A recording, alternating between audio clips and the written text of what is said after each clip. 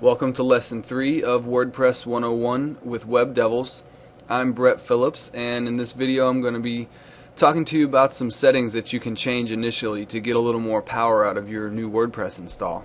Some of the things I'm going to go over are the 5 most important settings sections, changing your website title, setting a static home page and moving your blog to a new page, making sure that your site is visible to everyone, and creating custom URLs for your posts and pages, which is a really great way to increase your search engine optimization. Alright, here we are at our dashboard.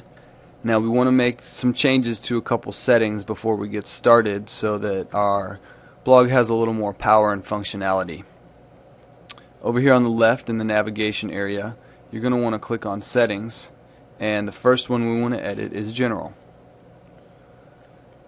Here in General, notice we have Site Title, which is Howard's Full Service. You see that corresponds to this title right here on our web page. Under that is the tagline, Just Another WordPress Weblog.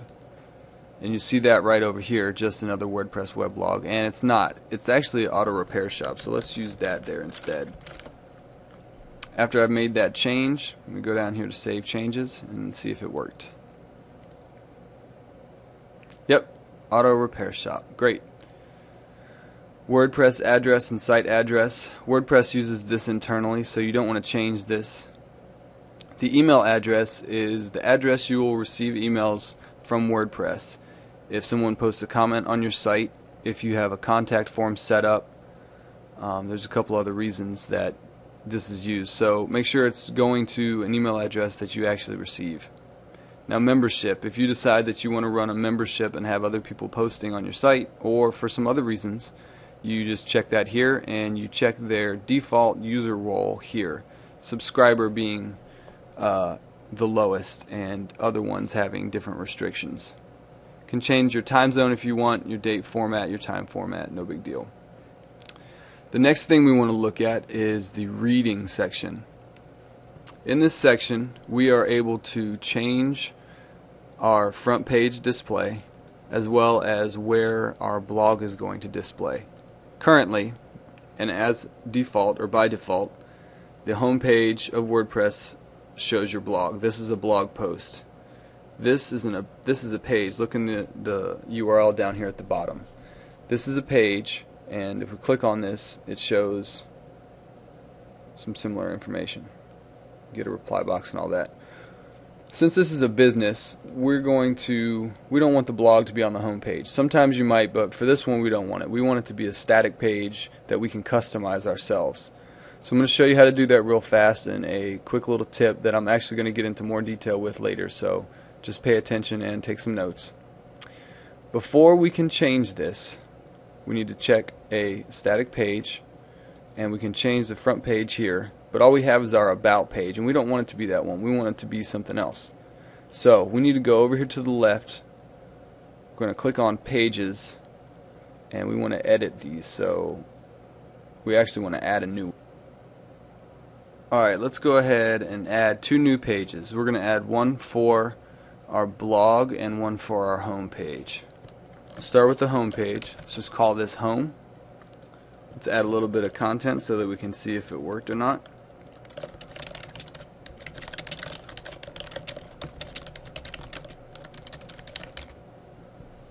And that's all we need to do for now. Let's click Publish. Okay, so that page has published. Let's go back here and create another new page. We're going to call this one Blog. And we don't need to put any content in here because WordPress is going to populate it with our posts anyway. Click Publish. Alright, they're both published. Let's see what that did to our website. We'll go ahead and refresh. Okay, as you can see here we have 2 new pages, a blog page and a home page. That looks a little weird, so let's go fix that up. Over here in Settings, let's go back to Reading. Click a static page. So we're going to choose for our front page the home page we just made, and for our posts page we're going to use the blog. Save changes. Let's go back to the website and refresh. There we go, that looks a lot better. One home, the about, and the blog. We've got our content from our blog post here, or from our home page here I should say. This edit link is only going to show up if you are logged in, so don't worry, your users are not going to see that. And we don't want this right here. We don't want the content or comment area on our main page. That looks bad. So let's go back here. Let's go to pages. Let's go to home and edit. Down here at the bottom, notice the discussions. Let's uncheck allow comments and allow trackbacks. Hit update. Let's refresh our page.